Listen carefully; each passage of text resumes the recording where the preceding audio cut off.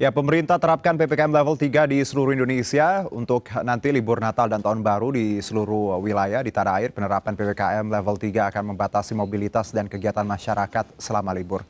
Menurut Muhadjir Effendi, selaku Menteri Koordinator Bidang Pembangunan Manusia dan Kebudayaan, selama libur Nataru di Indonesia akan diberlakukan PPKM level 3. Kebijakan ini dimulai 24 Desember 2021 hingga 2 Januari 2022. Ia meminta kementerian secara sektoral TNI, Polri, Satgas Covid, melalui BNPB, Pemda, serta komponen strategis lainnya untuk menyiapkan surat edaran dan dukungan operasional pelaksanaan pengendalian penanganan COVID-19 selama masa libur Nataru. Hal ini dilakukan untuk menghambat dan mencegah penularan COVID.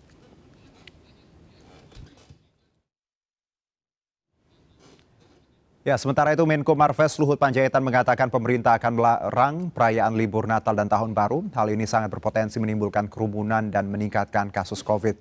Pemerintah sedang menyiapkan berbagai skenario untuk mengantisipasi potensi kenaikan kasus akibat Natal dan Tahun Baru. Kesiapan segala aspek baik dari sisi kesehatan maupun ekonomi untuk diperhitungkan.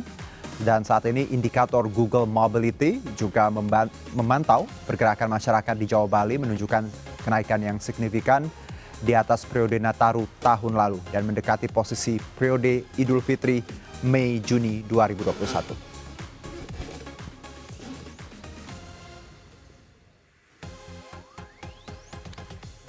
Ya, jelang libur Nataru, pemerintah memfokuskan agar masyarakat di rumah saja untuk menjaga angka kenaikan COVID. Dan saat ini kami sudah terhubung bersama Ibu Neti Prasetyani, anggota Komisi 9 DPR RI. Assalamualaikum Ibu Neti. Waalaikumsalam warahmatullahi Ya, wabarakatuh. Selamat sore. kumaha, damang. Alhamdulillah saya Alhamdulillah. semulihna. Iya, ini lagi di Bandung ya, Bu ya? Ya, betul Oke. sekali. Kalau di Bandung, Bu, bagaimana kondisinya saat ini? Ya, tentu Eh, saja saya harus jujur aha, mengatakan aha. nampaknya masyarakat sudah hampir, bukan hampir ya, mungkin Iya, ya sudah kembali normal ya, oke. menyikapi pelandaian kurva pandemi. Baik.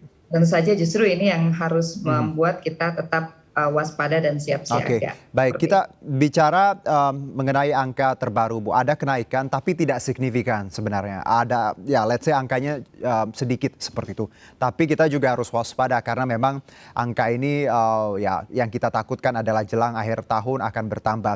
Bagaimana Anda menyikapi laporan terkait adanya angka kenaikan COVID ini?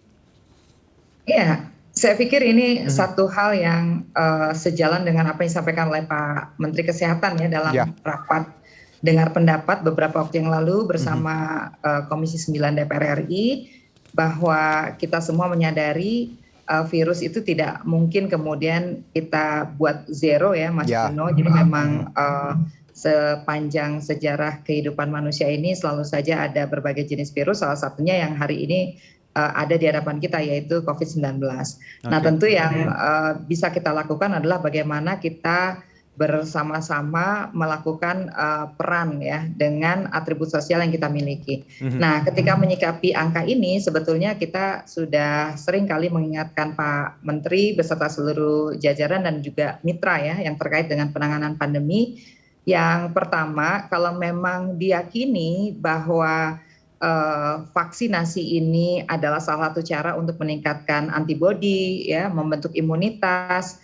Tentu ini yang harus dikejar oleh Pak Menteri dan seluruh jajarannya, baik dari penyiapan logistik, distribusi, sampai kemudian proses vaksinasinya, Mhm. agar target herd immunity yang sudah digadang-gadang oleh pemerintah sejak pertengahan tahun yang lalu, itu bisa kita wujudkan, Mas Juno ya. Baik. Jadi itu yang pertama. Memang Oke. betul vaksinasi tidak bisa mencegah si virusnya, Mhm. tapi setidaknya memberikan masyarakat ya untuk bisa membangun antibodi dan menangkis serangan virus tersebut. Itu yang pertama.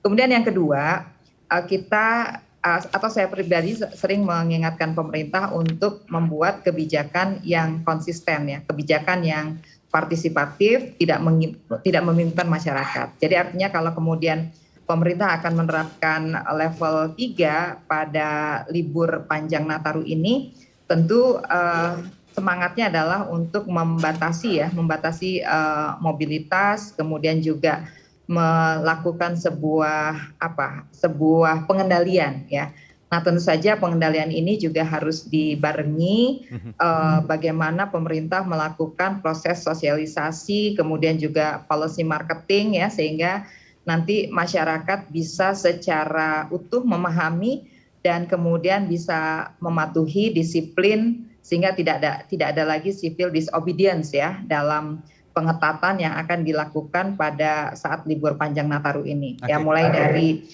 pintu masuk penerbangan internasional, kemudian juga penerapan batas karantina, ya, kemudian pemberlakuan swab baik antigen maupun PCR itu semuanya harus jelas dan kemudian berbasis penjelasan yang ilmiah, ya, scientific research based begitu, sehingga betul-betul masyarakat bisa menerima mengapa kemudian pemerintah mengambil ya berbagai kebijakan dalam rangka menyikapi libur Nataru besok. Oke, Seperti itu. bicara mengenai penerimaan masyarakat terkait kebijakan yang kita tahu kadang berubah.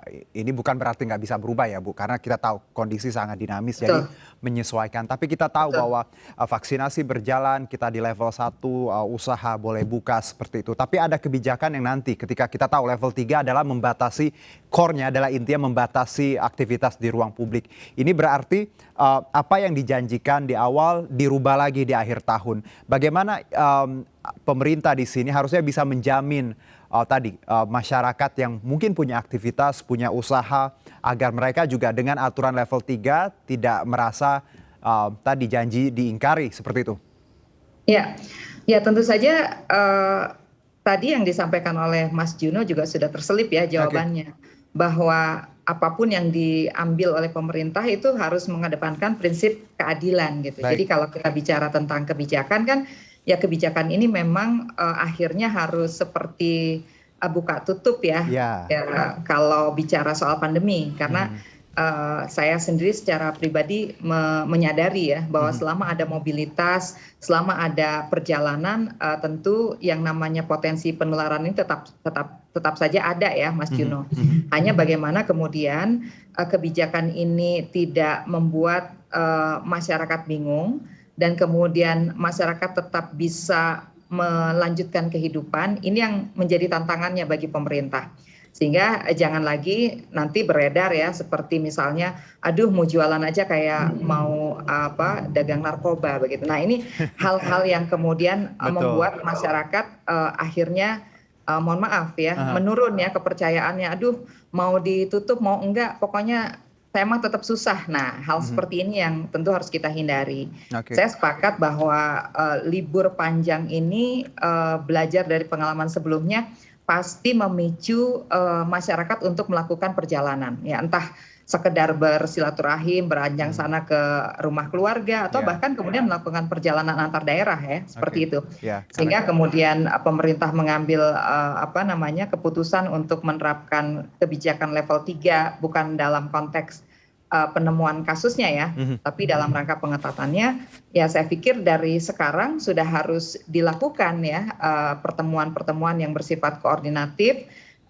antara pusat dengan daerah, ya gubernur dengan mhm, bupati wali kota dan juga satgasnya, sehingga dari situ kita akan memastikan tidak ada celah ya, dan oke. kemudian tidak ada moral hazard Mhm, yang kemudian membuat kebijakan ini seolah-olah inkonsisten gitu ya. Kalau ya, untuk WNA boleh, kenapa kemudian untuk rakyat sendiri nggak boleh begitu. mhm, Nah, hal seperti ini sudah tidak boleh lagi ada ya. Kita sudah belajar panjang ya, hampir 2 tahun ini dari betul, pengalaman penanganan pandemi. oke. Seperti itu. Baik, nah kalau bicara mengenai klaster Ibu, menarik juga ada laporan bahwa tadi informasi yang kami sampaikan di awal kepada pemirsa adalah untuk saat ini di ibu kota sendiri klasternya terdiri dari baik itu pekerja migran yang tiba di tanah air, tapi juga ada takziah dan juga PTM. Bahkan kabar terbaru untuk Depok sendiri PTM di seluruh Depok dihentikan sementara.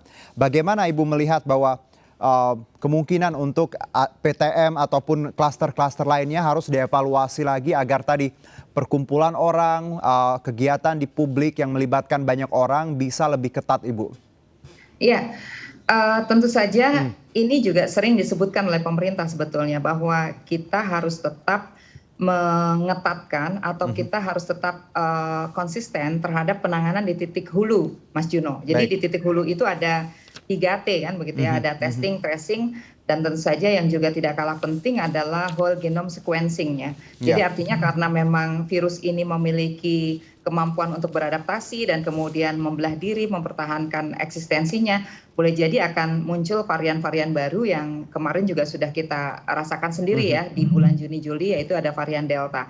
Nah oleh karena itu menurut saya pemerintah harus melakukan kombinasi yang tidak boleh kendor, yaitu memperbanyak surveillance, yaitu testing dan tracing yang bersifat baik, bersifat mandatori bagi yang memang terdeteksi dan kemudian menjadi kontak erat, maupun di tempat-tempat yang memang kita deteksi menjadi klaster baru seperti itu. Kalau tadi Mas Juno katakan bahwa PTM ini sudah terdeteksi, sebetulnya beberapa bulan yang lalu dari websitenya Kemendikbud sudah jelas ya bahwa ketika PTM ini dibuka bulan Juli ya sudah ada ya kasus-kasus positif baru.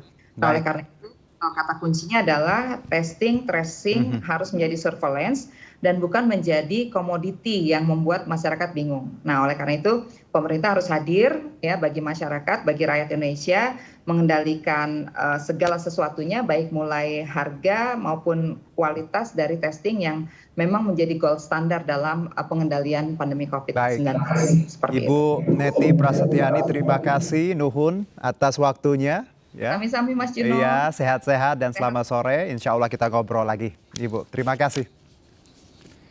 Ya, informasi lainnya akan kami hadirkan usai jeda berikut.